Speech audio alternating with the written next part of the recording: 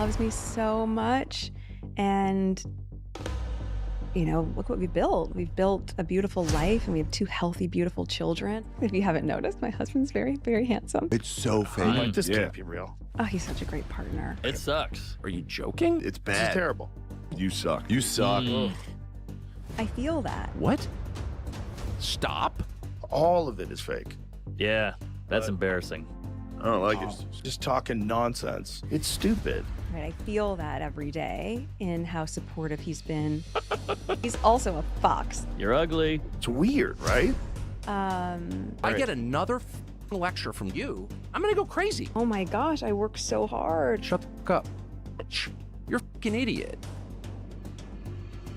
An identity, but she doesn't want any of the responsibility. She doesn't want to do it. Complicated and maybe even a little shady. You know, I mean, she used to be on Was Deal or he No infiltrated? Deal. Look, she was on Deal or No Deal. Yeah, that's right. And then the wife convinces you to leave the royal family. Like, I'm out. I don't need you guys. Which is crazy, because don't you just get free money? Oh, we want our privacy and safety, but we'll go. Before taking advice from Meghan Markle. Ouch. Reopen British markets for American companies. All that Britain demands in return is that we keep these 2. No, I refuse. I'm sick of it. No, I don't want them. No, I don't want them. It's just they are so ridiculed all over the place. And it seems like that lady is a temptress. Staged performance. From the get-go, the energy was off. Oh my God, that hat. Oh God, he's so hot. Look at him. Isn't Prince Harry? She bagged a fox. Oh, but look how nice is she pulling away from her lovely prince. It's so As genuine as her scripted cooking moments on Netflix. And Meghan started accepting all these compliments.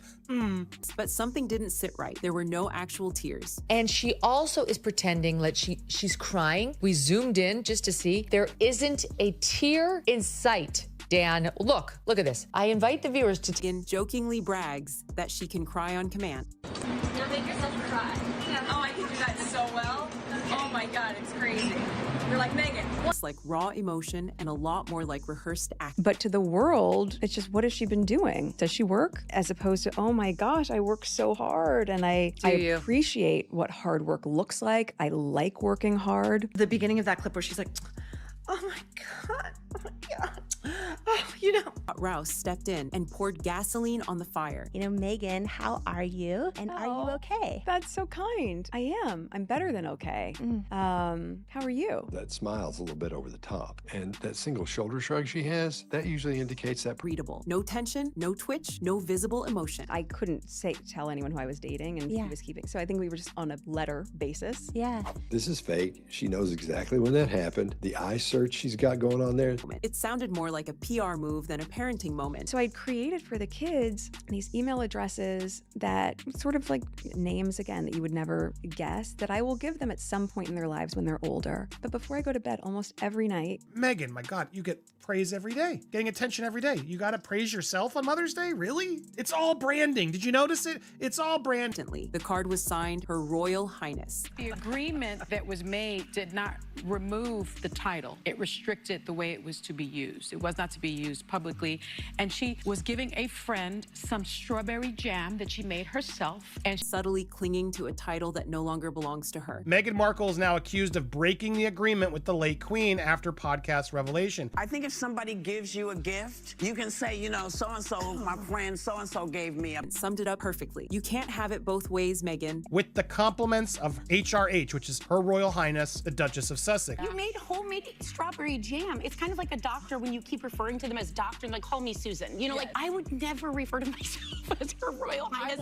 Is it a bad look for Meghan to still refer to herself as a royal? No, it's not. There you are.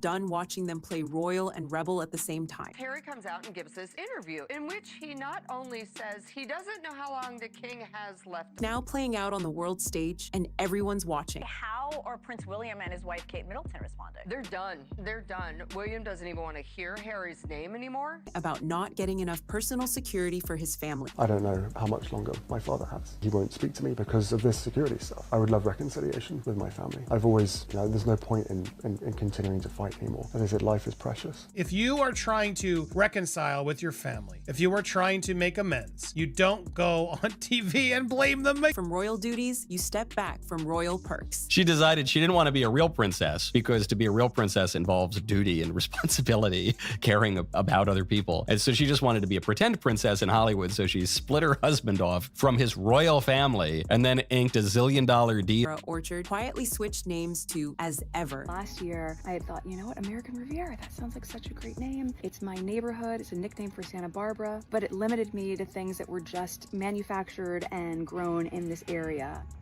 And I've been waiting for a moment to share a name that I had secured in 2022 on luxury yachts, often hosted by the ultra wealthy. Wasn't there some speculation that she was on Epstein's yacht at one point in time? There was like photos with her and Prince Andrew way back in the day when she was like in her early 20s. Wow. It is interesting how she's exposing her as a yacht girl, someone who was paid off by rich men to go and hang out. As author Kirby Sommers suggested that the then Meghan Markle likely spent time with Prince Andrew and Jeffrey Epstein before she even met Prince Harry. Listen, I brought Meghan Markle, whatever her name is, to my Deal or No Deal celebrity golf tournament. What if everything you thought was heartfelt was actually rehearsed? Meghan Markle just made headlines again, this time for what some are calling fake tears. And Joe Rogan is not holding back. His hilarious takedown has gone viral, but behind the jokes lies a much deeper question. How much of Meghan's public image is real, and how much is carefully crafted for the cameras? It all started with a clip from Meghan's recent podcast appearance. Sitting across from Jamie Kern-Lima, she spoke about building a life with Harry, the pressures she's faced, and yes, she dabbed her eyes as her voice trembled. The camera stayed on her face, letting the moment breathe, almost inviting the audience to feel her pain. But viewers noticed something strange. No tears, not a single one. There were no streaks down her cheeks, no smudged makeup, just a well-timed sniffle. That's where Joe Rogan stepped in, roasting the moment on his podcast. He laughed, saying it felt like a bad performance, comparing it to a dramatic scene in a soap opera.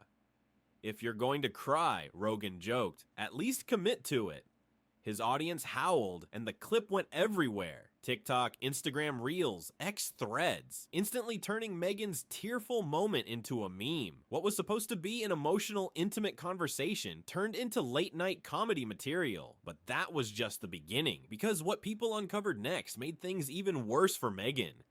Almost immediately, an old interview resurfaced where Meghan casually bragged she could cry on command. Left eye, 3 seconds, she joked. Fans clipped it next to her podcast moment. And suddenly, what was supposed to be raw emotion started to look like an Oscar audition. Critics pounced. Comment sections blew up with accusations of performative vulnerability, with one viral comment reading, "If she's crying, where are the tears?" Another wrote, "I've seen better acting on daytime TV." Social media turned into a debate room overnight. Was Meghan truly breaking down or just trying to win back public sympathy after months of negative press? And that's not the only thing fueling the skepticism, because when you zoom out, this moment fits into a much bigger pattern. This isn't the first time Meghan has been accused of carefully shaping her image. During the same podcast, she revealed she writes nightly emails to her children so they can read them when they're older. Sweet, right? It sounds like something every parent might want to do, capturing moments for their kids. But social media wasn't buying it. Some saw it as a clever branding move,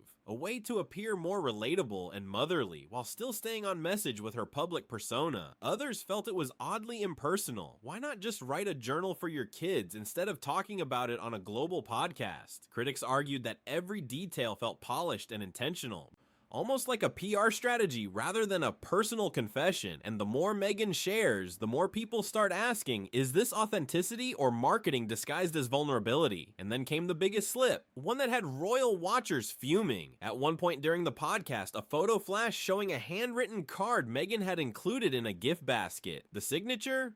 HRH, the Duchess of Sussex. Here's the issue. Meghan agreed not to use the Her Royal Highness title publicly after stepping down from royal duties. Was it a mistake or a subtle way of holding on to the crown? The backlash was swift. Commentators called it tone deaf and cringe, accusing her of wanting the perks of royalty without the responsibility. Even some of her longtime supporters admitted it didn't look good. British tabloids had a field day, with headlines like "Meghan can't let go of HRH" splashed across front pages. But if you thought the drama stopped there, you'd be wrong. The internet exploded again, but this time even the monarchy felt the heat. A new poll made headlines showing 97% of respondents wanted King Charles to formally strip Harry and Meghan of their remaining titles. That's not a quiet grumble. That's a shout from the rooftops. Insiders say Prince William is taking notes. Reports claim he's ready to draw a hard line when he becomes king, meaning Meghan and Harry could face a total royal cutoff. No titles, no official recognition.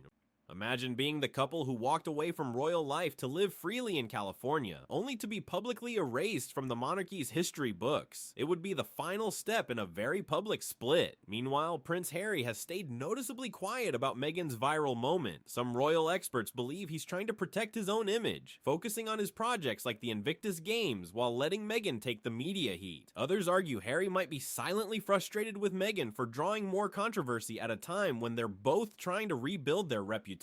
Remember, Harry has been open about struggling with anxiety and the constant pressure of public life. Watching his wife become a trending topic for all the wrong reasons might be putting even more strain on him behind the scenes. And while all this was unfolding, Meghan launched her rebranded lifestyle line as ever. It sold out in 30 minutes, which sounds impressive, but critics were quick to point out there were very few items available in the first place. Worse, the logo was accused of copying a Spanish town's coat of arms, sparking potential legal trouble. Social media compared the two designs side by side, and the similarities were hard to ignore. It became another headache for Meghan's team, who were already dealing with negative headlines about the HRH signature incident. Some marketing experts even suggested the quick sellout might have been a strategy to manufacture hype rather than a true sign of massive demand. As if brand drama and royal backlash weren't enough, Meghan is now facing a possible multi-million-dollar lawsuit. A woman in Maryland claims that a bath salt recipe Meghan shared on Netflix left her with severe burns, and she's threatening legal action against Meghan, Netflix, and Archewell. Whether the case goes to court or ends in a quiet settlement, the damage to Meghan's image is already done. Suddenly, what began as a feel-good lifestyle project has turned into another PR nightmare. It's one thing to have critics question your tears. It's another to have legal action knocking on your door, and lawsuits have a way of keeping negative stories in the headlines for months. Now layer in the fact that Harry and Meghan's lucrative Spotify deal fell apart last year, with Spotify execs publicly mocking them for producing May content. The couple still has a deal with Netflix, but the pressure is on to deliver something big. Meghan is rumored to be working on a romantic drama series, while Harry is planning a polo documentary. But here's the catch: public opinion could make or break those projects. If Meghan's image continues to decline, Netflix might start reconsidering future renewals. Streaming platforms care about one thing: viewership. If the public tunes out, those multi-million-dollar contracts could vanish overnight. Even worse for Meghan and Harry, polls show their popularity in the UK is at an all-time low, and it's starting to dip in the US too. Americans were initially fascinated by the royal rebels, cheering for them to build their own path. But as controversy piles up, from Oprah interviews to family tell-alls to constant media spats, more people are reporting Sussex fatigue. They're simply tired of the drama. And when the audience loses interest, the celebrity machine grinds to a halt. All of this overshadows Harry's genuinely important work on mental health and veterans issues. The Invictus Games continue to change lives for injured servicemen and women, and Harry's advocacy has sparked meaningful conversations about therapy and trauma recovery. But every time Meghan is caught in a new controversy, the headlines shift back to palace gossip. Some critics argue Meghan is unintentionally derailing Harry's legacy by pulling focus from his causes and turning every public appearance into a debate over their marriage, their image, and their motives. Even celebrities have started to weigh in. Piers Morgan has taken fresh shots at Meghan, calling her podcast performance embarrassing. Sharon Osbourne joked on a panel show that Meghan should win an Emmy for her non-crying crying. On the flip side, a few Hollywood stars have defended her, saying the criticism has gone too far and calling it unfair to attack someone for showing emotion. This clash between defenders and critics only adds more fuel to the fire, and more clicks for news outlets covering the story. And that brings us back to the biggest question of all. Joe Rogan's jokes might have been funny, but the debate they've sparked is serious. Is Meghan Markle a misunderstood woman just trying to tell her story? or a master media strategist playing the role of her life?